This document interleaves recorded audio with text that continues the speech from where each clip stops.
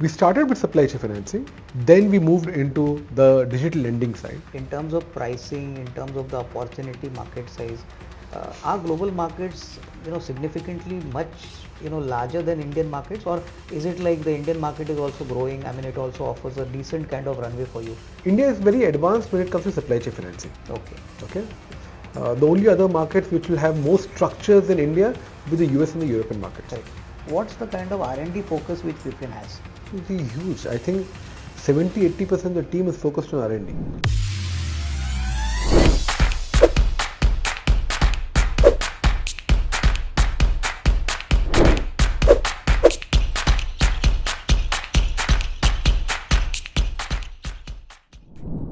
Welcome friends, my name is Avinash Gorakshakar and I welcome all of you to another interesting episode of Konexio HighFlyers.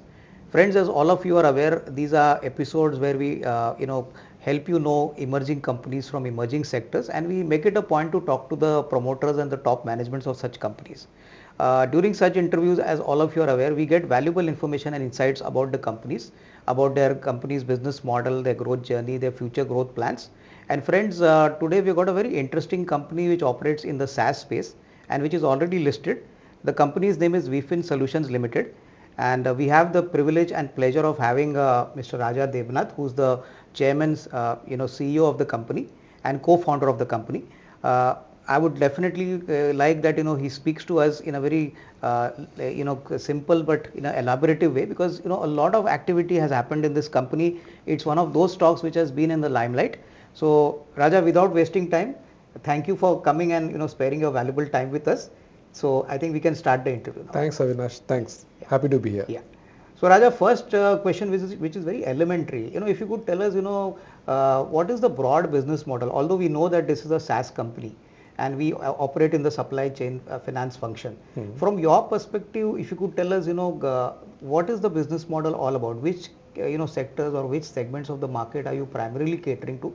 And what is the positioning of Veefin currently in the domestic market and even in the export market? Because I believe even in the export markets we have made significant headway.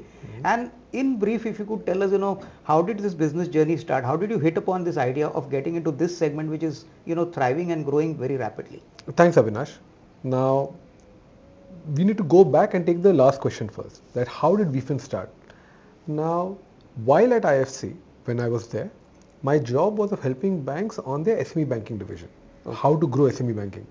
So whenever you look at SME banking, you want to find the safest form of financing, and that's supply chain financing.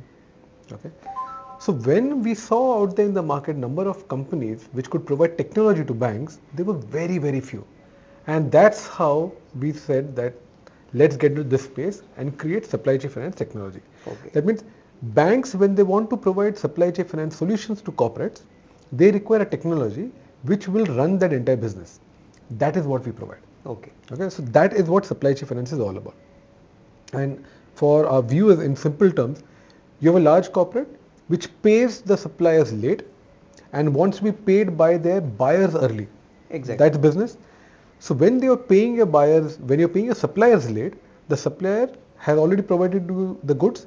The supplier can then take that invoice, go to a bank and get it discounted. Correct. Okay, that's the supplier finance side. On the other side, the buyer wants to buy from you. The buyer needs money.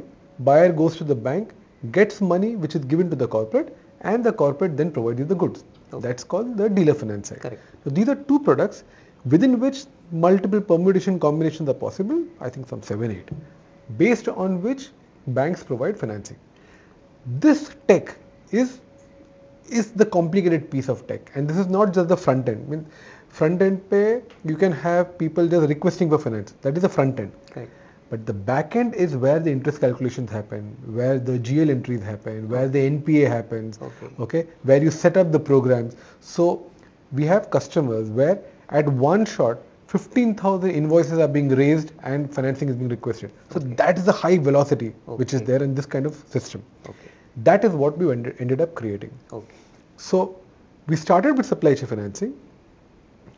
Then we moved into the digital lending side, because we said that if you are providing programs for large corporates, somebody has to also underwrite them, has to give them a credit limit. Correct. So we said that we need that product also. So we created that product. Then we said that if there's going to be a delinquency, The customers don't pay, then we require collection. So we created the collection system. Okay. We said if the customer is coming in for supply chain financing, but that customer may require some other form of loan also, then you require a loan management system for that also. Okay. So we entered through supply chain financing, then we expanded and said that let us own the customer. And for us, who's the customer? Customer is the bank, not the corporate. Okay. The bank is our customer, the NBFC is our customer. So we said let us own the customer and therefore provide that customer with various products and services that they need in the supply chain finance space. Okay. So that is where we started. That's what got us where we are. But then we said we want to own the working capital space. Correct. And that's where we then started more subsidiaries. So if you think of the Veefin Group now, it's a group. Yeah. So Veefin Solutions Limited is the company where you have supply chain finance, the loan management systems for all other products, all housed here. Correct. Under this, we created 4 subsidiaries.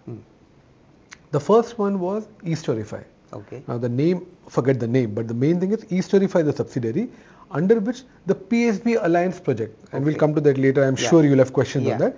The PSB Alliance project is under eStorify. Okay. Okay.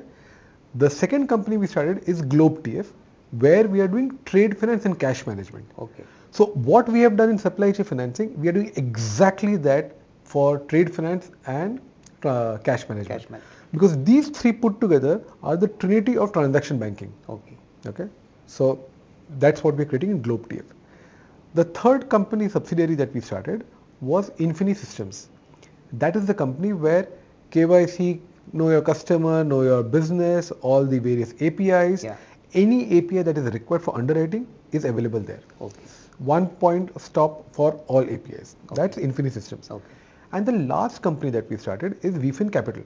That is our NBFC. It's a factoring NBFC arm. Okay. Not to build a balance sheet, Yeah. but it's more like a catalytic balance sheet. Okay. Okay. To help market on the trade securitization. Okay. These are the 4 subsidiaries. So Veefin Solutions, 4 subsidiaries. We then have gone and acquired a few more companies. Correct. Where market knows that. So under eStorify, which will be our flagship company, there we acquired 3 more companies. Okay. So the first company that we acquired was Regime Tax Solutions. Okay. Now Regime Tax Solutions has their customers not as banks. There the customers are corporates. Okay. Okay. So that is one company in our group where the customers are corporates. Correct. Because there what they do is they provide account receivable automation, account payables automation, and GST compliance. Okay. Okay. So it's a GSP provider. They have a GSP license. Yeah. So these are the things that they provide. So large corporates like the Tata Motors, Swaraj Mazda, Ashok Leyland, they are all customers of that company, Regime Tax. Okay. Okay. The second company that we acquired is Epic Indify. Okay. Now that's a company which has a brilliant no-code platform. A great set of co-founders. 3 co-founders who at some point in time were close to running half of Finacle implementations globally. So very, very strong team out there. And they have created a product on a no-code platform without using any open source software. Now that is very key. Correct. Everything that has been built in that no-code has been homegrown, so the control over the product is completely theirs. Correct. That's a company which is on the LOS side. Correct. They also have a collections product. Correct. Then the third company that we have acquired is TheWalnut.ai. It's a Singapore-based Gen AI company. The job of that company is to help corporates, help banks on Gen AI use cases. So there are a couple of products that they have built out. So that's the Gen AI company. Okay. These are all 3 acquired under eStorify. Veefin Solutions, eStorify, Walnut, Regime, Epic under eStorify. Okay. Infini was another subsidiary, the API gateway. Under that, there are 2 subsidiaries. There are 2 acquisitions. One is Nityo Infotech. So that is resource augmentation and custom design of projects. That's under that company. And the other company is White Rivers Media. So the Infini arm, think of it like a services business. So the way any prospective investor should look at Veefin Solutions is the Veefin Solutions Group is basically product companies, service companies. Correct. So over the next 12 to 18 months, we are consolidating this entire structure now. It's like a lot of companies are there. Yeah. They were formed at different points in time for different reasons, which were right then. Correct. Today we are in the process of consolidating all these companies into a product company which is under Veefin Solutions. Correct. So all your E-Storify, all companies under E-Storify, your Globe Tape, all will go under Veefin. Okay. Okay. Fine. And Infini has your Nityo and White Rivers Media as a services arm. Okay. That's the way to look at the company. Okay. So basically, this is how the whole business is being structured, So I think very clearly you mentioned in a very simple way for all our viewers. Now tell me one thing on the SaaS model, Raja. I was seeing that typically a SaaS model is like a subscription-based model. Correct. The client comes in and then once he likes the product, it's like an annuity kind of business. Correct. You deliver the product at points when the customer requires it. Now in our case, since we generate revenue from the product and from the services. Correct. I had listened to your latest conference call where you said almost 40 to 50% comes from products and about 40-50% comes from the services side. So please correct me if I'm wrong. Tell me one thing, how is the pricing decided? Because SaaS companies typically have a subscription model where the revenue keeps coming in. I mean, you use the product for 1 month, 2 months. Typically, it's like a annuity model. So does it work the same way for us, or do we have an incentive model like the client does, let's say a higher kind of AUM or a higher kind of transaction? Based on that, we get some incentive. So as a SaaS company, let me explain. So SaaS means, for viewers, software as a service. Correct. Okay. Now, software as a service usually can be imagined that it's on the cloud. That's the understanding, that Correct. software as a service is on the cloud. However, we have a pricing model which is SaaS. Okay. We don't have to be on the cloud. Okay. So I could provide my product on premise of the customer or on the cloud, Correct. but my pricing can be SaaS. Okay. So in the current year, we have signed 25 new clients. 100% of those clients are on SaaS pricing. Okay. Okay. Fine. Today, as we said, 87% of our customers are on SaaS pricing model. Okay. So what does SaaS pricing for us mean? SaaS pricing means, and as I said, that the LMS is the core component of the Correct. product suite. We say we will charge a few basis points of the asset under management on our platform. Okay. Okay, that is the key. Correct. So we usually do not charge on any other metric, but it is asset under management, because the bank will make money on the asset under management. Correct. So only when the bank makes money, we'll make money. Exactly. That is the logic. Exactly. So as long as banks will continue, we will continue. Correct. Okay. So our job from day one has been, when we started supply chain finance, on day one, we said we will be the number one supply chain finance product company in the world. Okay. That was the intention. And we said we will be SaaS on the pricing model. So we said that our product always has to be the best in the market. Okay, from a functionality point of view, it has to be best in the market from ease of implementation point of view. The time it takes to implement should be the lowest, and we will provide all of these things on a pricing model which is a few basis points of the asset that the bank is owning. So as the bank's business keeps growing up, Correct. okay, our numbers keep growing. Correct. So technically today, if we stop doing any business, okay, this is something very interesting, and we think of this. I stopped doing any business today. I stopped creating. I just managed my customers who I have. I will not require this bigger team that I have. Yeah. Correct? Because I have already deployed. Correct. But the banks will continue using our product. Correct. The banks will continue paying us. So I may have 0 people in the company. Correct. Just a smattering of people for supporting. But the banks will continue paying us for all the business that we have done over the last 4-5 years. Okay. Okay. So basically business will continue. Business will continue on auto mode. On auto mode, because we have. But are we doing that? No, we are not, because our intention is to sell more and more, not just to our existing customers, our more products, but get new customers in. Okay. So that's what the power of SaaS is. Correct. Which is very unlike a license based, because what is the difference? So a SaaS is also a license, but there you are charging fees over a period of time. Exactly. So we'll have lock-in periods. So our new lock-in periods, which we have with our clients, are between 5 to 7 years. Okay. That's a lock-in period. Okay. So if somebody comes and starts using us, we say we are your partner. When you are small or when you are starting up, I am there with you. When you become big, I should be there with you at that point in time also. Understood. That is the reason why you have lock-in periods. Okay.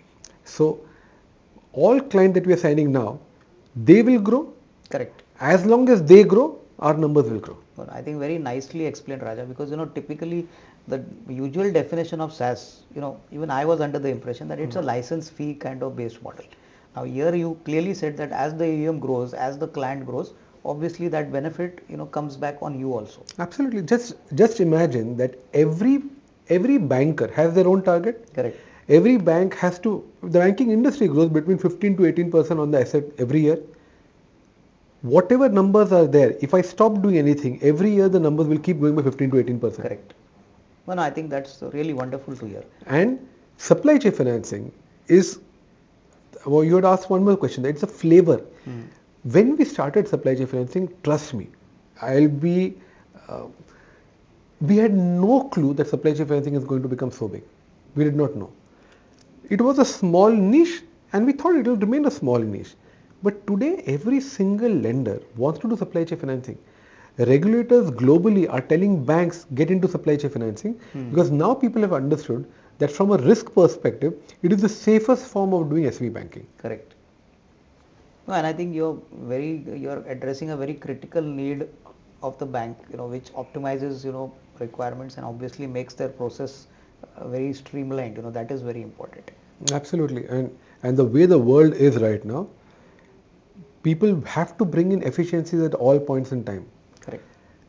If you have got a large customer, and why our tech is so important, because if you bring in a large corporate, the corporate has not only large suppliers, they have small suppliers. Correct. The invoice values could run into crores or they could run into a few thousand. Correct. Now the cost of transacting and cost of processing of invoice is still the same. Correct. So what banks do is they will go only after the large invoices, they will not pick up the small ones because the cost of processing is very high. That's why you require digitization. Correct. So one of our clients we saw, they were raising invoices of 5,000 rupees. They were discounting 5,000 rupee invoices, and that's the power, because now they were able to attract and cater to even the smallest denomination of invoice. Correct. Because they don't have to physically do anything. Exactly. It's the system which does everything. Very cool. Well, I think that's really nice to know.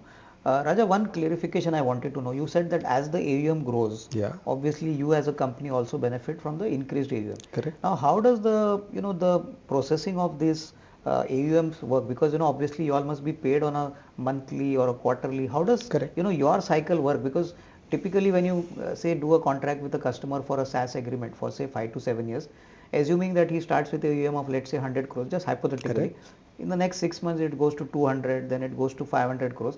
How is the monitoring done so as to ensure that we are closely monitoring almost every single part of the chain and it gets reflected into financial data points for us? So we don't. The data is owned by the bank. Correct. It's not owned by us. Okay, but how do you come to know? We have reports. So we have reports which the banks share with us. Okay. As the system generates the reports in which we know how much we should be billing our clients. Exactly. Okay. So that is known. We would usually be billing our clients every month. Okay. Okay. For all the SaaS customers. Correct. We still have some legacy customers who are on license, and that I was explaining, license are one-time license. You take a big chunk upfront. Yeah. Then you have AMCs that you charge on it every year. Correct. Which is maybe 20-25% of the license fee you charge as AMC every year. Correct. That's the other model. Okay. Okay. So we have some customers still on that model. Okay. On the license model. On the license model. Their license and implementation, you charge both of them, and those are chunky because you get some of those based on certain milestones that you hit. Okay. Understood. So our billing, when it happens, so we sign a customer, then what would happen is, depending on the size of the customer, we will take certain months to implement. Once you implement the customer, then the customers, if they have existing portfolio, they will migrate that portfolio onto us, which is again a few months time. Okay. Once they have migrated the portfolio, then the system gets used completely. Okay. So this journey which is there, one has to be patient and go through the journey. Because as I said, once they have migrated, that's when we start making they start using the platform full, and that's when we start making money in full. Okay, understood. So Raja, one thing which I wanted to understand from you is, in the latest conference call, we heard you saying that some of the banking customers have taken the entire tech stack from you, and there are some that was related to PSB exchange. PSB. Correct. So if you could tell us exactly what does it mean for Veefin in terms of the revenue flows, what does it exactly mean for a normal investor to understand? When you say the entire tech stack, is it the entire offering, or you have some customization for some customers, like they prefer to have one piece of the value chain, to do business with you? So if you could, explain to us in a very simple manner. I'll break this down. So this statement which I had made was in relation to the PSB exchange. Correct. Now, for viewers who don't know fully about PSB exchange, let me take 2 minutes and explain PSB exchange. Now, the 12 public sector banks in India, they have started a company called PSB Alliance Private Limited. Okay. Now, the job of that company is to find products and services which all of these 12 banks can consume together. Okay. So now, India has a lot of fintechs, lot of B2B marketplace, logistics marketplaces, accounting service providers, and all of these marketplaces, platforms, which we call it, they have hundreds, thousands, and lakhs of SMEs. Correct. And large corporates also using the platform. Each one wants to work with a bank. Correct. But each one, when they want to work with a bank, the bank will take anywhere from 4 to 6 months for integration, but before that 1 year for onboarding them. Okay. So because of that, despite the fact that there are 200 such platforms available in the country, banks have not integrated with any of them. Okay. Very, very few. I can count on maybe just this hand how many platforms have been integrated with banks. Okay. Because it's a very, very difficult proposition. Okay. So the PSB, all the public sector banks, they understood this. And they said, let's have one single platform in the country. Okay. In which, rather than they having to connect with these 200 platforms, they said we will do one connection to this platform. Okay. Which is the PSB Alliance platform. PSB Alliance platform in turn should go out in the market and integrate with each of these players. Okay. Yeah. So then what happened? It's like a plumbing job which is happening, in which each bank on this side gets access to the entire ecosystem of platforms with one single connection. Okay, understood. Okay, that is what this is. The second problem which they wanted to solve was most of these banks did not have supply chain financing. Okay. And even if they had, it was very, very small. So they said that we require a solution for supply chain financing. Now what is required? You first, as I had remember, I had said, when you get in a corporate, you have to first underwrite the corporate. What does underwriting mean? It means looking at the financials and understanding what limit I should give. Correct. What is the credit limit I should give. Correct. That entire exercise is called underwriting. Correct. Okay. So that is the underwriting platform. Correct. Which in the market sometimes is also called loan origination system. Correct. Loan origination system. Okay. That is the underwriting platform. Then you have the front end which you will use to transact, which is raise an invoice, correct, raise a PO, request for financing. All of that is the front end of the supply chain finance system. Correct. Then you have the back end, which is the loan management system. Correct. So all of these pieces, bank may have some piece or may not have. Correct. So what the PSB Alliance said is, let's have all of these on the platform. Okay. All of these banks can put their gating criteria. What is gating criteria? It is under which criteria or what kind of customers I would like to look at. That is the gating criteria. So I want to look at only a AA customer. Okay. I want to look at only for these 4 products, Correct. 5 products, all of that. Okay. That criteria you put on the platform, on the PSB Alliance platform. Correct. On the other side, you have the fintechs and the platforms, they will request for financing. Correct. That will go and hit the gating criteria. Correct. If it passes the gating criteria, then it will go to the bank. Okay, understood. Okay? That is the sophistication. This has not happened in the country. This is the first time it's happening. Okay. So this is all of these things. Okay. Now, this is not just for the 12 public sector banks, but it is open for all banks in the country, all NBFCs in the country. Okay. So this basically, think of it like it's the central nervous system for working capital financing in the country. Okay. Because this platform has been built not just for supply chain finance, for supply chain finance, trade finance and MSME working capital. Oh. Right now we are just talking of supply chain and everything because we are launching with supply chain financing. Correct. Exactly. Okay. That's what. So going back to your question on the full tech stack. So the full tech stack is underwriting, which is LOS, transaction management and loan management. Okay. This is the full stack. Okay. Now if somebody does not have any piece of it, all the sourcing which is happening here has to, you have to take this. Correct. Suppose somebody asks for financing and say State Bank of India says, I already have my underwriting, Correct. I already have loan management. Correct. Then what will happen? Then this case will flow directly as a lead into their LOS system. Okay, understood. Okay, because they have their own LOS, Correct. they have their own supply chain finance system, so it will flow in out there. Okay. So they will then pay PSB Alliance only for the sourcing of the business. Okay, understood. There's another bank which is there, which does not have the LOS, does not have the transaction management system. Okay. Then they will take the entire stack. Okay, fine. So they'll have to pay for that also. They'll have to pay for that separately, for Correct. the technology separately. Correct. So in PSB, what I had explained in the con call was that there are banks now which have come in and said, we don't have our own system, or the systems are not fit for purpose for supply chain financing. We will take your entire stack. Not only will PSB Alliance provide us business through these fintech platforms, but banks are large themselves. They could go, they have corporate relationships. They can go out and talk to the corporate themselves. Okay. When that corporate comes in, that corporate will also require a supply chain finance solution. Correct. The banks are saying we will use the same PSB Alliance solution for our corporates. Okay. So the banks then pay PSB Alliance just for using the technology, not for the sourcing. Okay. Sourcing के लिए तो अलग से आ ही रहा है, but only if they're using technology, they're paying for that also. Okay. That is what we meant by saying that banks are now taking this entire stack, not just for PSB Alliance, but for their own sourcing. Okay, understood.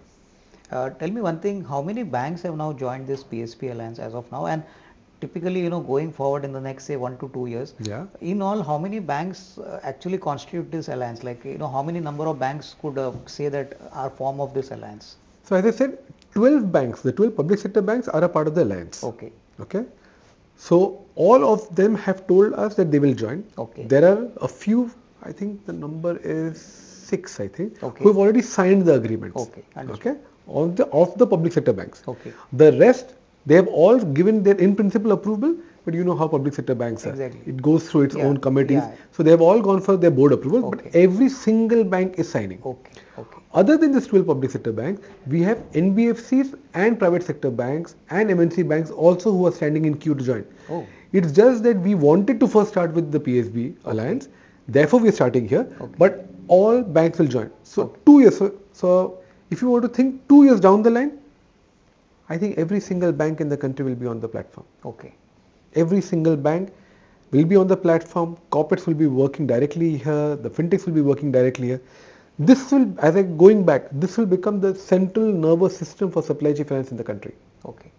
No, but just as a narrative, over the next, say, 2 to 3 years, when some of the NBFCs, private sector banks, all the public sector banks join this alliance, Raja, what is the kind of opportunity you see for the, finally the output which you could see from this, kind of Herculean effort, because this is a huge scale up opportunity according to me. So how would you visualize this part of the piece for Veefin, growing, rapidly, both, looking at the domestic market, because banking as a whole is the core of any economy. Absolutely. And, as the economy grows, banks are going to be obviously, the most important intermediaries. So in your own assessment, do you feel that this could be one of the key growth drivers for Veefin over the next, say, 2 to 3 years? This is so unique. So this is not a question of only connecting two sides, because so that our viewers don't think it is as simple as just connecting two sides. No. What's happening here is, every time, if we go back to the problem statement that we are solving, any fintech or any platform, if it connects with the bank, it connects is through an API. Correct. If there's any change on the bank side on the API, a change has to happen on the corporate, on the fintech side. Exactly. If there's any change on the fintech side, there has to be change on the bank side. Correct. And when a bank is dealing with 200 such platforms, imagine the time that at some point something or the other is changing. Correct. Okay. Now that we said that if we do it that way, this will never take off. Correct. So this PSB Alliance platform which is there, it's like a thick platform. And when I say thick, what it means is all of this headache which is there of changes are managed at the platform level. Correct. Okay. So that if a connection is made from the bank side, irrespective of changes which are happening here, the bank doesn't have to change its API. Okay. And irrespective of changes on the API at the bank end, the fintech doesn't have to change its API. Okay. So we are letting both sides do what they do best. The bank does best in terms of underwriting the corporates and providing financing. Correct. The fintechs, they have their separate business. Financing is not their core business. Correct. Exactly. They continue doing what they are doing, but financing just becomes an additional revenue line item for them. Correct. That is the way we are managing. That is why this is a very complex piece which will solve these issues at the market level. Okay. That's one. In terms of the market, as I going back again, as I said, supply chain is the safest form of doing SME banking. Correct. The top three banks in the country who are doing supply chain finance, you should just look at their annual reports. These banks, you will see they are growing anywhere from 50 to 80% year on year. Oh. That is the growth rate. Okay. 50 to 80% year on year. Okay. But the banks are growing at 15%. Okay. What does this mean? It means that your working capital financing is shifting and moving into supply chain financing. Correct. So one of the senior bankers told me last year, he said in 5 years time, the mandate that they have internally is working capital financing should only be supply chain finance or trade finance. Okay. All other forms, OD, CC, short-term working capital loan, all of that should go away. Okay. Fine. And supply chain finance, for all our viewers, supply chain finance doesn't mean only for a large corporate. Correct.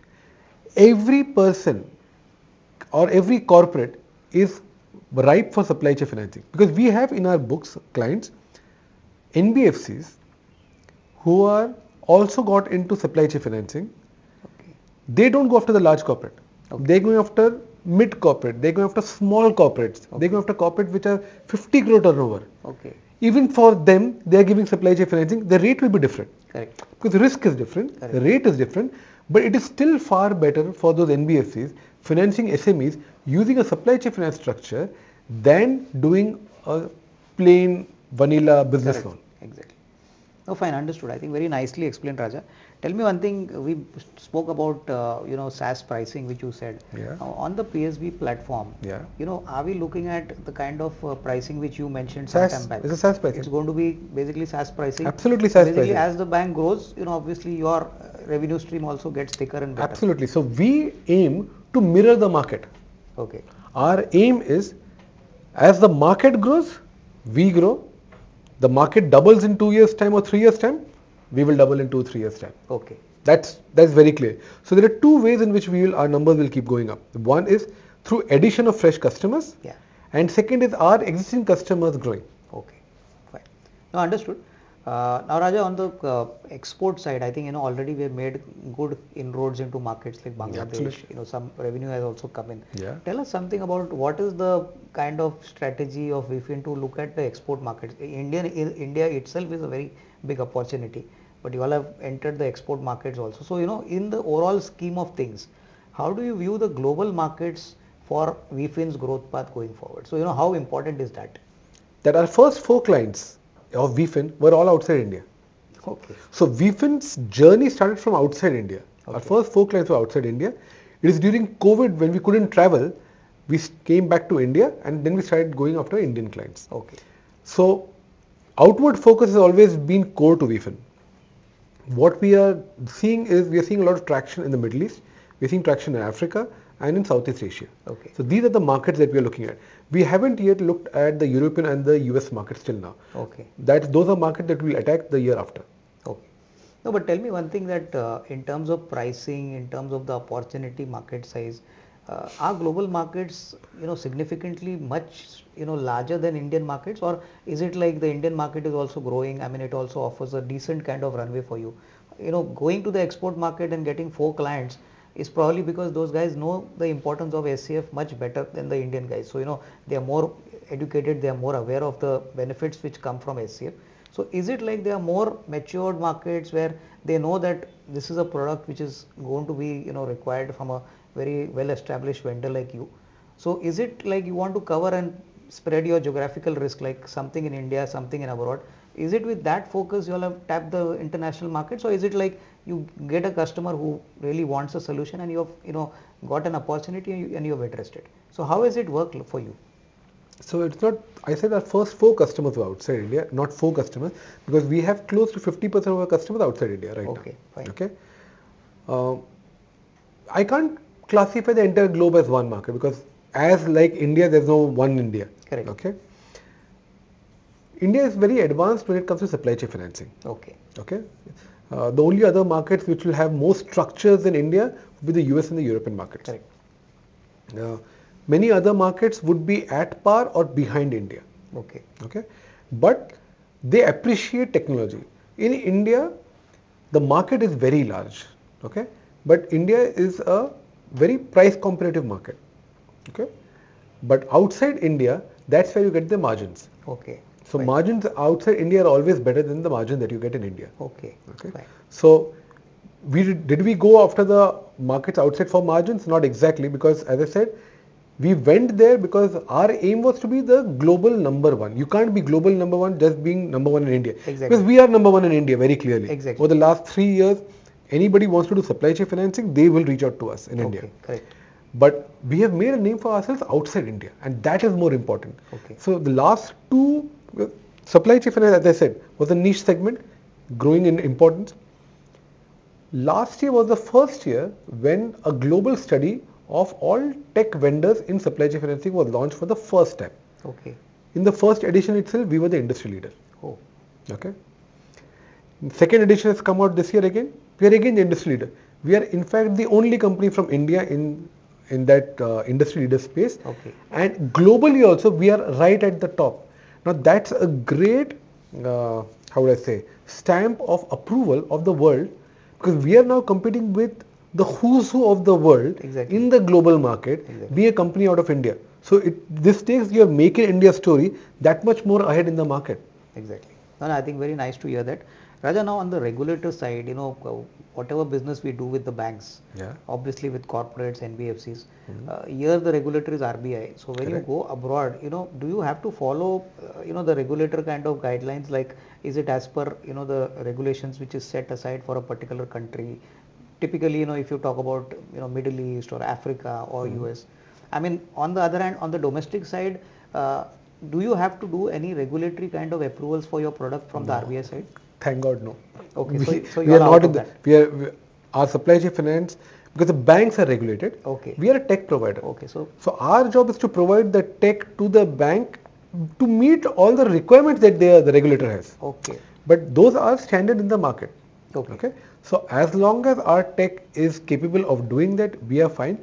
We don't get regulated, but the banks are regulated when they are using the technology. Okay. So basically, you don't have to do any regulatory kind of processing or anything which is related to the regulator. I mean, it is a bank which does that. It's a bank which does that. So when we go in the external markets, we don't have to worry about the regulations there. Okay. We just have to localize our product. We have to localize it. It could be from the language perspective. It could be from the product structuring perspective.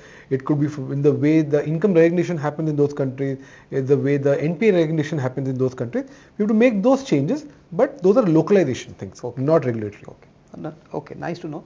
Raja, now tell me one thing. Let's look at the overall total addressable market, for SCF, basically in India and abroad. Okay. Now, in your con call, I happened to read, it was like something like a 8 to 9 lakh crore market. Correct. And you said this could further increase by say even 10x. Correct. So tell us one thing. What exactly is driving this demand? I mean, typically 8 lakh crore market itself is a huge market, and it's growing by leaps and bounds, as you rightly mentioned. In this kind of market, in the next say 3 to 4 years, what is our positioning going to be? What is our strategy going to be? Are we planning to possibly get into more and more banks, more and more corporates, NBFCs? How are we going to increase our footprint, in the SCF space, both in the domestic market and in the global market? As you said, your first few customers came from the global market. So, that market also, is there any strategy which Veefin has on the drawing board where it wants to capture a decent piece there? The most important thing that Veefin is doing currently is going back to what we started our conversation with. We are building out trade finance and cash management also. So what that does is, in a bank, large banks usually will have transaction banking practice. Correct. Transaction banking will include all the three: supply chain, trade and cash. And these are all required for working capital for the corporate. So large banks want to usually see a single vendor with all the three products. Okay. So we have reached till here, but now we have figured out over the last 1.5 to 2 years that to play in the largest category of banks, there we require to have all three. Correct. So we started building out these products last year. Okay. So we are right now in the position of rolling out these products over the next few months. Okay.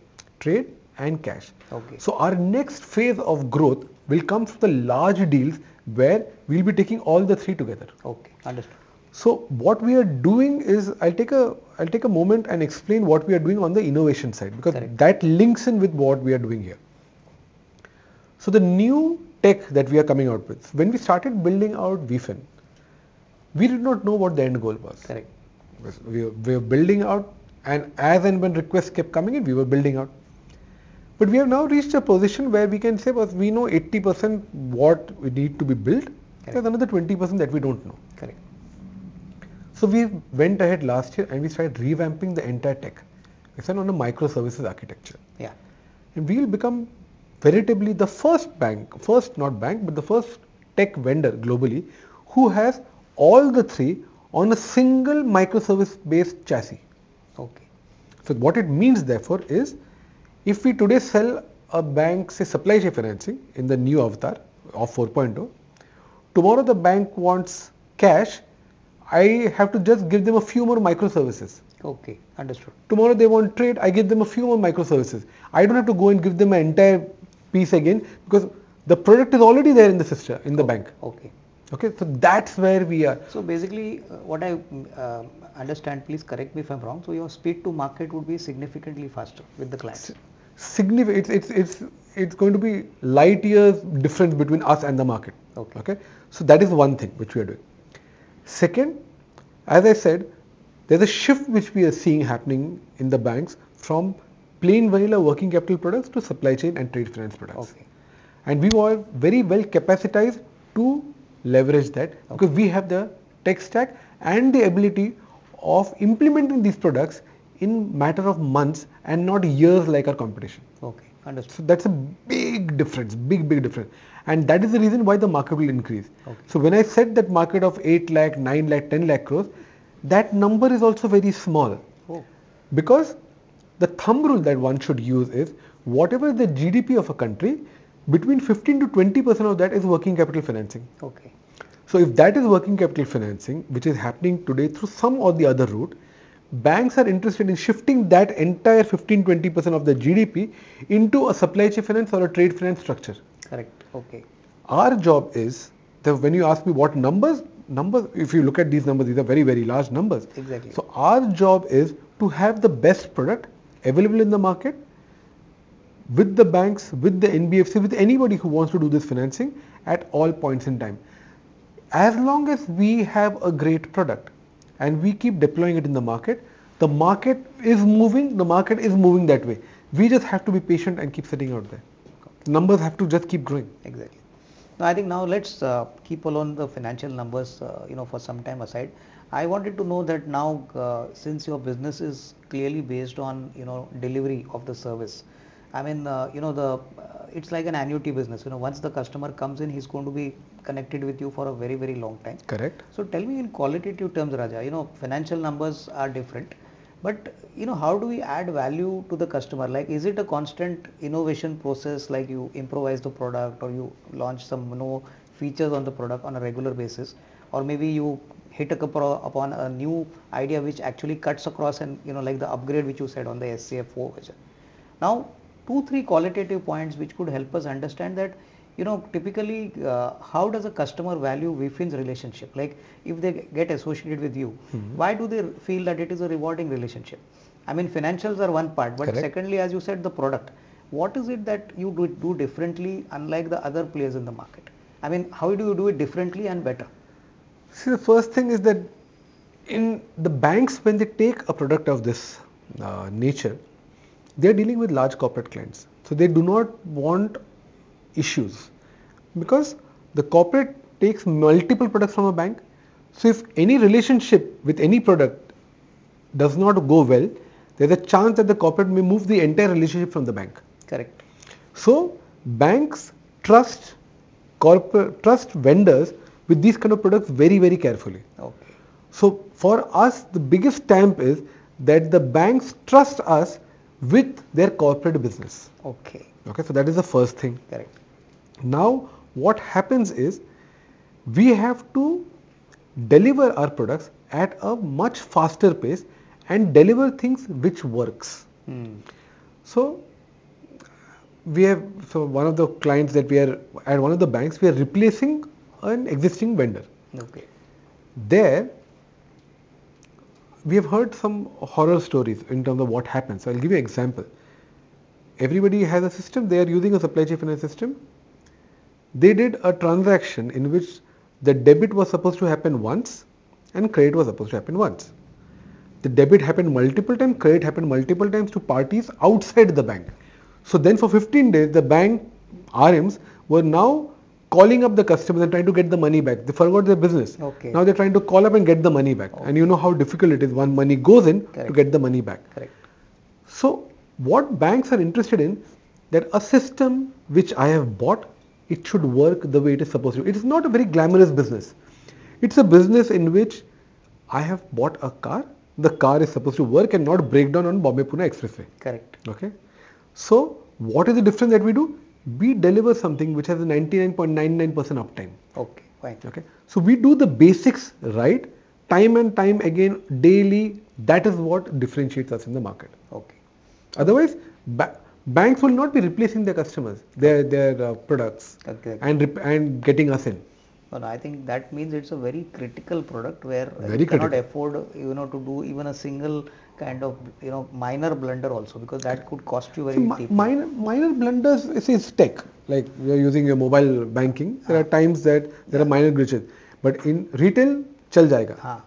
In the corporate world, you can't have money challenges. Correct. Exactly. Okay. So there you have to be very, very careful. Okay. And that's what, so our secret sauce has been, we built everything grounds up. Again, Okay.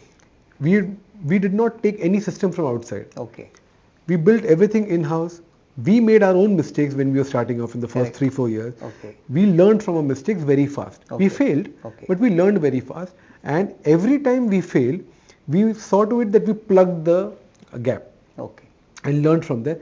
So because we have done all the mistakes in the past, all companies which build a product go through mistakes. Correct.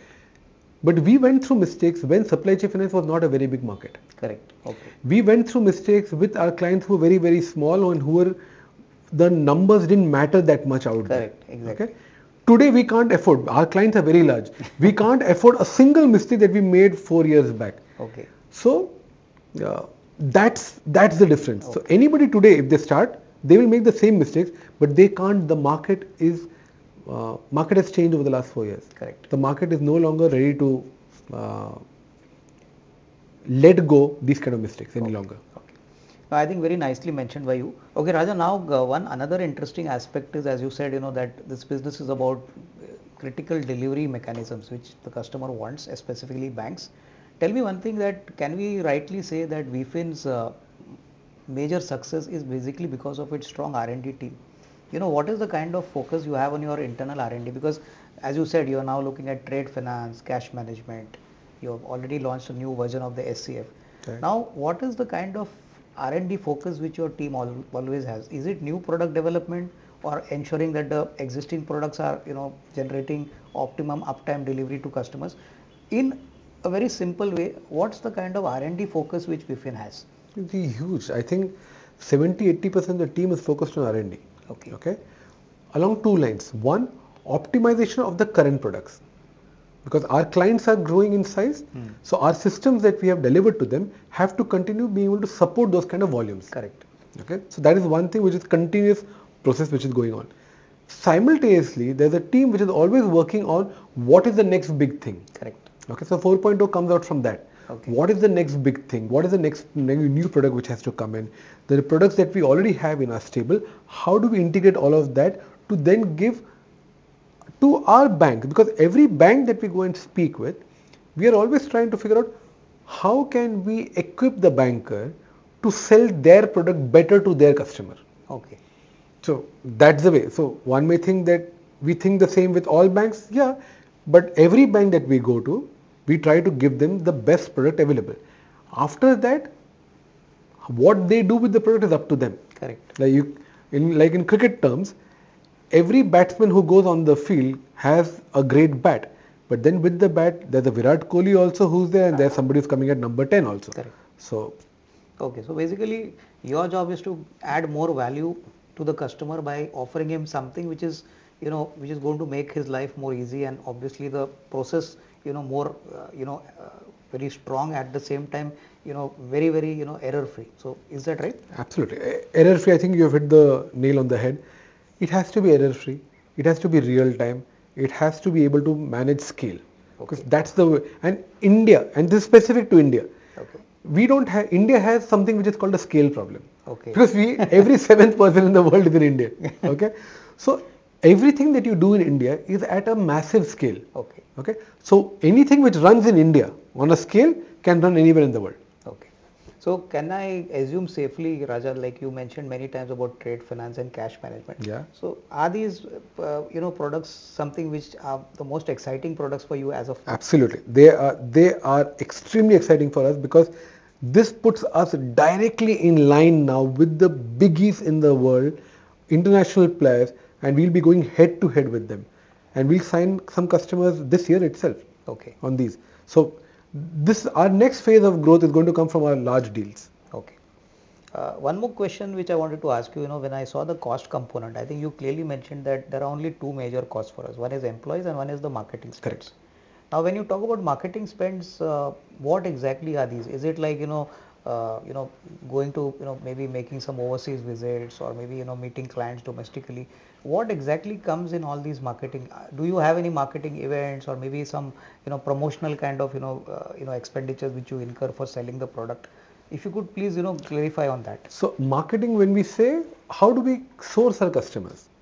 Sourcing of our customers primarily happens through incoming leads, and incoming leads happens because they have met us somewhere. Correct. So we are globally always attending some or the other event. Okay. And supply chain, trade finance, these are all very specific topics. Okay.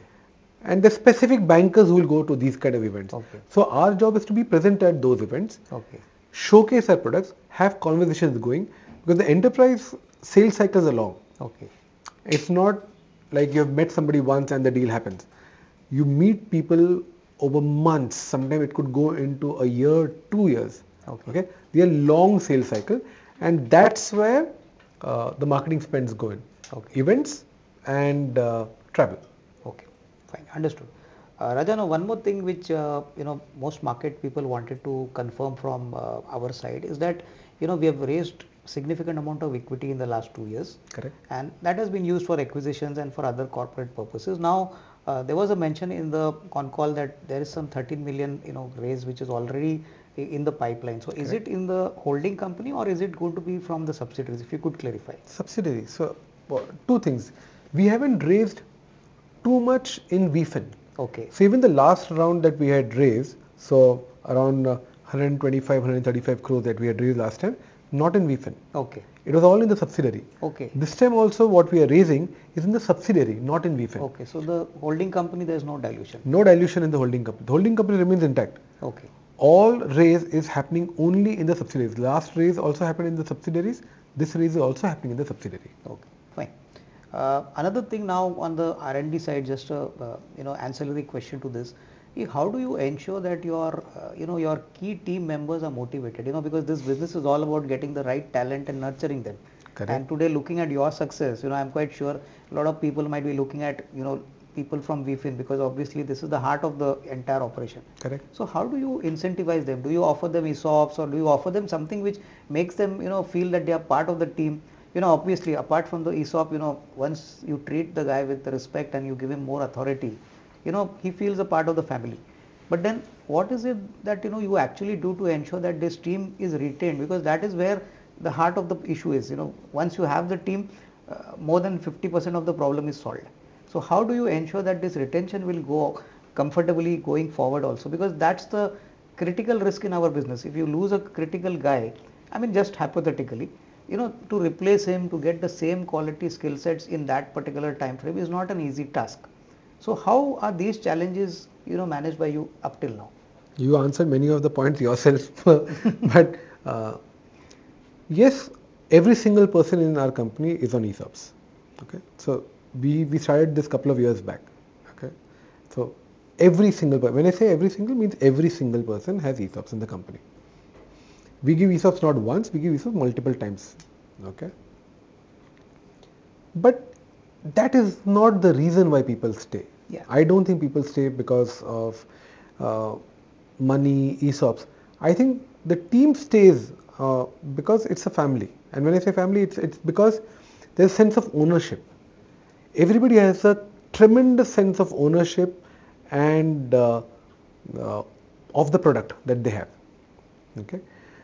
Some other things that we have done at the organization level to answer the question in terms of losing, because nobody wants to lose manpower. Our attrition levels are next to zero. Okay, we don't lose, but can we lose? Yes. If we lose people, will it hurt the company? Not really. Okay, because what we have done is we have compartmentalized the company. Okay. So we have created the company from day one so that we are not dependent on a single person. Okay, understood. Okay, it's a compartmentalized situation where each of our products, each of our modules, they are broken down. So for somebody to replicate, the entire company will have to go. Okay, correct.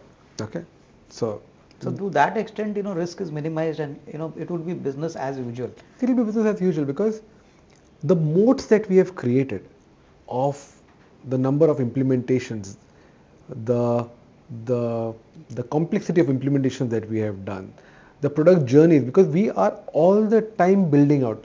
So when I started building out the product company, I thought then, I was naive, I thought a time will come when I will have finished building the product. But no, it doesn't happen that way. Okay. Like, look at iPhone. Achha, iPhone is on iPhone 16 now. Correct. iPhone 17 is coming Correct. out. A foldable iPhone is coming out. Exactly. So when iPhone after so many years has not stopped building its product and improving, Correct. how can we stop building a product? So our product journey always continues. Correct. So we treat our people extremely well. It's a ownership kind of structure, very flat. It's a very, very flat organization. Maximum levels across the entire organization is 4 levels. Okay. Okay, including me. Okay. 4 levels only. Okay. So it's an open door policy, and I think we are all having fun. Okay. Okay. While having fun, we are creating a supply chain finance company, a working capital company. Correct. And I keep saying, we happen to be building working capital financing. The team that I have is so good. Instead of working capital, we could have been selling vada pav for all you care, and we'd still have been doing extremely well. I think very funny to say that, but I think really the field in which you are is really a very critical, kind of product process. Tell me one thing, Raja, just to understand, from a stock market point of view, without giving numbers, is this a business where you can visualize what is the kind of revenue you will generate at least for the next 12, 18 months? Because it's clearly a visible business in front of you. You've got Correct. 10 banks, 20 banks. Because normally in manufacturing companies, the simple question is what's your order book? Correct. That gives you a visibility. Correct. So is our business similar to that? We are people, so investors who are looking at us should be looking at us from a 3 to 5 year horizon. Correct. They should not be looking at us and trying to track us on a quarter to quarter basis. That is not the kind of investor we are looking at. Okay. The investors, the reason is each of these plays that we are doing, these are large plays. Okay. And because these are large plays, sometimes there could be a 2-month delay. A 2-month delay in a large organization, the quarterly numbers move, our numbers will move, but that means the money has not gone away, it's just delayed by 2 months. Correct. And all of these, like the PSB exchange that we spoke about, the trade finance, cash management, Veefin 4.0, all of these pieces, these are all large pieces. Correct. So all of these, you ask me for a revenue guidance, that's something which I would not give, but I think throughout this conversation, I have been able to hopefully give an understanding of what is the size of the market. Right. The second thing, so people should be looking at what is the size of the market that we are playing in. Second thing, who are our competition? Third thing, how have we fared against the competition over the last year, 2 years? All the reports say, independent reports, that we are an industry leader. So if you're playing in a large market and you are an industry leader and you have lock-in periods and you are in the SaaS business, I think this should answer to people what we are. No, I think very obviously, I think what you mentioned is absolutely right, that the runway for growth is very huge. And obviously people should not look at quarterly numbers, because quarterly numbers may not give you the right picture in a given time frame. Tell me one thing, Raja, just an aspirational kind of question. So expecting an aspirational answer. Yeah. In the next 3 years, say by 2028, Yeah. How would you like to see Veefin in terms of the product positioning, in terms of the customer reach? Again, I'm not asking for numbers, Sure. but what is your thought process? Next 3 years, where would you like Veefin to be? So we have very clearly established ourselves as the number one platform in supply chain finance globally. Okay. Okay, that's very clearly understood. It's unarguably we are number one. In the next 3 years, we see that extending and being the number one working capital tech platform globally. Okay. Which therefore includes supply chain finance, trade finance, and cash management. Okay. And there's a huge demand for that in the market. Okay. So we'll be one of the very few handful, on one hand I can count, Okay. players globally who have all the three. Okay. And we'll be the latest tech stack. Okay. Now understood. Now coming to another question, of course this input has also been provided by you in your corporate presentations. Tell us one thing, that within the private sector banks, Yeah.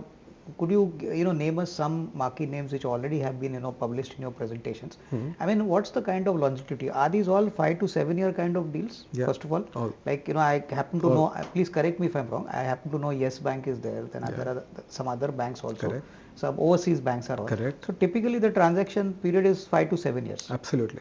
Okay. And is there any pricing? Again, please correct me. Yeah. If it's a SaaS deal, it clearly operates on the business which those banks deliver. Absolutely. Always. Okay. So basically, you all are basically betting on those banks. If they grow, obviously you also. Absolutely. So the entire market is betting on the banks. We are betting on the banks and the economy. We are betting on the economy. No, that is fine, Raja. But tell me one thing: is it a practice which you have followed? We were the pioneers of this. So that's what I want to know. We were the first players globally who came up with supply chain financing on this kind of a pricing model. Okay. Nobody was there. And we are going to do the same thing in trade finance and cash. Nobody does this globally on a SaaS pricing model. We'll be the first ones globally again. Okay. So can we assume that this is a very aggressive stance, because obviously the license fee SaaS model has been very stable. Most of the companies which we have come across, they have operated on a license fee, and as you said, the user can use it for a particular period, not use it. But here you are actually betting on the client's growth. Correct. And obviously if the client grows, then obviously you grow. So you take that call. Correct. So has it actually created a little bit of disruption in the SCF market? Huge. And that is the reason why, if you see therefore in India, most of the SCF deals are done only by us. Okay. Fine. Okay. So this is a disruptive, true. The reason we are able to do it and others are not able to do it is because we built our company as a product company from day one. Okay. So the time it takes me to deliver my product is a fraction of the time it takes my competition. Okay. So basically that is your core strength. Yeah, because tomorrow just somebody wants to change and go into pricing model. They can't, because today my tech is the same tech will be used by somebody who has a 10 crore monthly AUM versus somebody who has 10,000 crore monthly AUM. The product is exactly the same. Okay. That is the difference. Okay. I think one financial related question now, Raja, which I think is very elementary, but one needs little clarity. Yeah. You mentioned about the PSB Alliance, you mentioned about the trade finance, the cash management kind of pieces which are going to be very big going forward. Correct. As of now, what the market sees, what we observe is that your operating cash flow conversion from EBITDA has not been very great. Correct. So any specific issues why this has been low, and going forward, once the trade finance, the cash management, ticket sizes get bigger, the PSB Alliance gets bigger, can we hope that we get a normal kind of operating cash flow conversion from the EBITDA generated? Because your EBITDA margins are quite solid, almost 32-33%, and on the absolute EBITDA, if you observe the absolute operating cash flow for FY25 and 24, the number doesn't seem to be large. Obviously there is substance in that. I think I came across your answer on the debtors, why the debtor flow has been little slow. But typically for a SaaS company, which actually, because it is a SaaS driven model, is it because of that our operating cash flow is slightly on the lower side if you compare it with some other SaaS company? So I'll explain. Thank you for asking that question. First is, you have to look at Veefin as Veefin standalone and Veefin with the group. Correct. So when I say Veefin standalone, it means Veefin Dubai and Veefin Bangladesh. Correct. Because these are all 100% subsidiaries created just for operational ease. In that company, our EBITDA has gone up from last year. From 44, it's gone up to 52%. Correct. Okay. So EBITDA has gone up. Correct. Our operating cash flow, the free cash flow, is 10 crores. Correct. Yeah, I saw that. Okay. So it is 10 crores there. But when you do on a console basis, that 10 comes down to 1. Correct. Okay. So the question is, what happened there? Yeah. Okay. And that 52 comes down to 31. Correct. The reason is, when you consolidate, So you consolidate, the top line gets consolidated completely. Correct. Your EBITDA only to the percentage that shareholding that you have. Okay. Okay. So in a company like, for example, Nityo, okay, which had 35 crore, close to 34. Let me look at the number. I have the numbers here. So it had a 35 crore top line. There, because we hold 33% stake in Infini, which holds Nityo, I can only get 33% of Nityo's EBITDA. Okay. My top line comes full. Correct. But I get only 33% EBITDA. Okay. So my EBITDA gets hit out there. Correct. That's one. The same thing on Epic, for example. Okay. On Epic, that number, top line comes full. On EBITDA, only 12% EBITDA comes in. Okay. Understood. Okay. So that's the first thing. On the operating cash flow, the second thing is, when we took Nityo I think in the month of September, October is when we actually amalgamated them. Okay. At that point in time, they had a large receivable, opening receivable. So their year sales are 54 crores. Correct. Okay. So we did not get the 54. Yeah. We got 34. Correct. But when we have balance sheet, the entire receivable which was there for the 54, the entire receivable came. Okay. So this is. I think some part of it is accounting, Raja, which I fully agree with you. But I'm saying going forward, how would one visualize? Because this is fine. This is. I was just coming to that. I was just coming to that. So this was the first question to understand numbers of last year. Correct. Going forward, we only see an improvement in this, and why? Because the team sizes are not growing. So we have reached a stage where a team will either be stable. Correct. It will be stable. It will not go beyond this. Correct. Okay.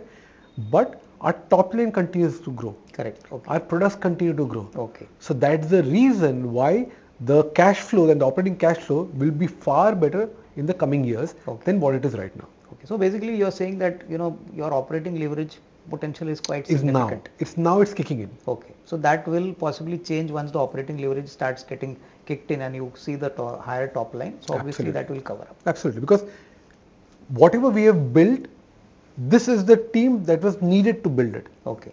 Okay. We could not have built all of these with a smaller team. Correct. This has been built, and now we are now churning out and getting more and more customers, because of which we'll now start seeing better numbers. Okay. Tell me one thing. Now you mentioned in Nitya, I think you have about 33%. Now, any possibility where you probably plan to increase your stake there? No. So Nityo is a 100% owned company of Infini. Okay. Veefin owns 33% out there last year. No, but when will this overall restructuring happen? 2027. Okay, so that by is 2027, all companies, all restructuring will be over. Correct. Some companies will happen before that. Okay. Okay. Because as I said, over the next 12 to 18 months, we are simplifying our structures. Okay. In which we have put out some big minds, great minds thinking on this right now. Correct. In terms of how external people we have identified, who we are speaking with, to help us with the entire restructuring. So this restructuring will then have only two companies. Okay. Veefin Solutions with all the product companies within it. Correct. Infini with all the services companies under it. Okay. That's it. Only two companies. Okay. So that I think also will give you a better kind of a leap up, in terms of your financials, in terms of your cash flows. Huge. Because this kind of disproportionate accounting treatment will not be there. So all of these will go away post 2027. Okay. Okay. Now tell me one thing. Now you have raised a significant amount of capital, from the equity markets. Are you now well funded, or do you think that over the next, say, 2 years at least, there's going to be no further equity dilution in the holding company? So can we reasonably expect that? No. There will. So over the next 1 year, there will be some dilution in the holding company. Okay. So basically some plans are there. Some plans are there in terms of raising. Yeah. So Raja, now one question which is important is, going forward, a lot of money in the last 2 years we have raised from capital markets here. Just one simple question: are we well funded as of now? And do you see any dilution in Veefin Solutions, which is the listed company? No, for now, we don't have any plans of going in the market and raising more funds. Okay, so I think that's fine. Last question now, Raja, is very clearly on the risk. Every business has got its risk, as you mentioned about COVID. Now tell me one thing, in this business, which is all about execution, delivery, service standards, what is the most important risk in our business, in the business in which we operate? And what is it that you keep constantly monitoring as a promoter, that this is something which we have to keep well under control to ensure that there's a sustainability in all our operations? So if you could just put a summary and tell us, what are the key checkpoints which you always keep in mind as far as risk is concerned? So there are two risks which are there primarily. The good thing is because we are in a product building company, okay, and we have shown our ability of going out to the market, building a product, getting our clients. So we have passed that journey. So now the question is only at what rate we'll grow. Correct. Okay, so we don't have that kind of a risk.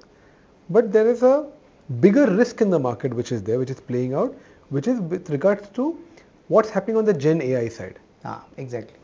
So Gen AI. So as a company, if you remember during our con call also we said, we have embraced Gen AI completely within the company. Correct. And we are using it a lot internally. So we would think that we are amongst the top companies in the country who's using Gen AI exclusively and extensively internally. Correct. That's one. So we are mitigating that risk, and because that's a risk which has to be seen. The other risk is the key man risk.